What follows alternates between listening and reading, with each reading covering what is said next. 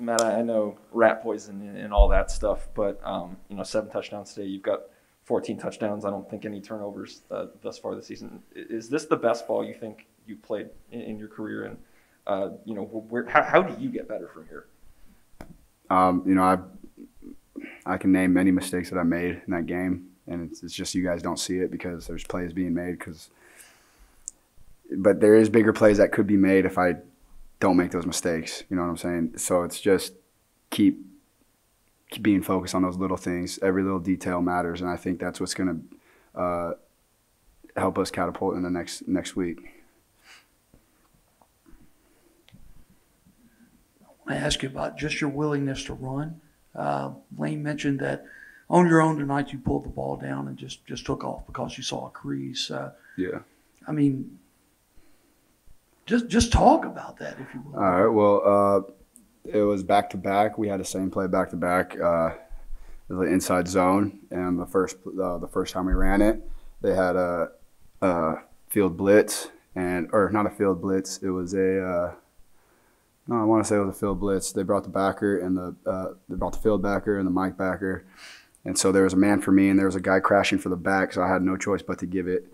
And then we ran it real quick again, and then they went into I want to say just some type of cover 3, and that safety was in the box, but he was tight in there, and he wasn't even looking at me, and that guy's responsible for me, and I know that because of the film that I've been watching. So I see him, and his eyes aren't watching for me. There's nobody for me, so I pulled it.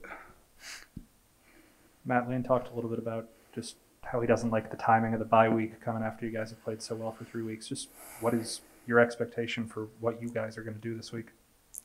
Really just to have the same intensity that we had last week in practice. I think this was the best week of practice that we've ever had since we've been together for this group, and just building off of that. And now we have a standard. Now we know what it looks like. We know what it looks like to have a good week of practice. So now that's that standard right there, and we know what we're capable of, and we know that it has to go up from here. There's no other choice.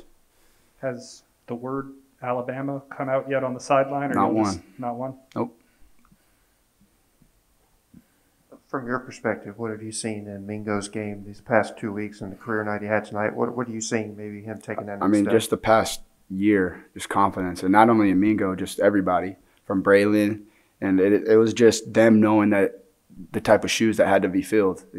Our main receiver leaves, and it's like, okay, next man up. Who wants to take that number 1 spot? And they don't have an issue with everyone going for 100 yards. You know what I mean? So as long as they're all doing the details right and they're focused in on their job each play, and even the twos when they get in and they get a shot, they're ready when their number's called. So it's really having the twos ready, because I know the ones are going to be ready. We just need to work for that depth on the twos, and when their number's called, they got to be able to execute.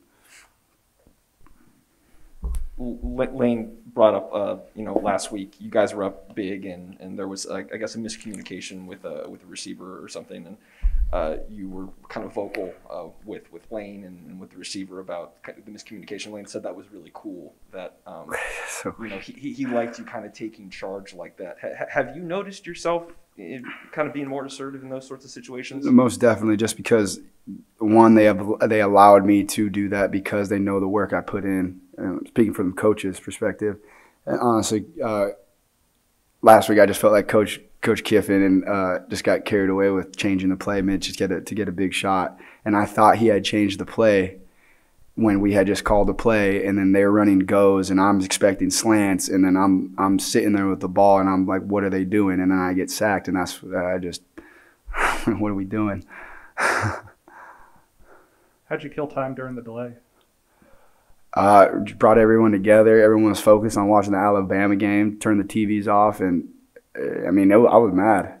Coach Love was mad. It was hectic just because we're not focused. We weren't focused. It felt like it was going to be a tough game, just because it's hard for a full unit of 80 people to be focused for this amount of time, and them not knowing when we're going to play, at what time we're going to play. So, I brought everyone together. Well, I didn't bring everyone together. I went to the defensive side, brought them together. Then I went to the offensive side, brought them together. And I just told them, they got the same delay as us.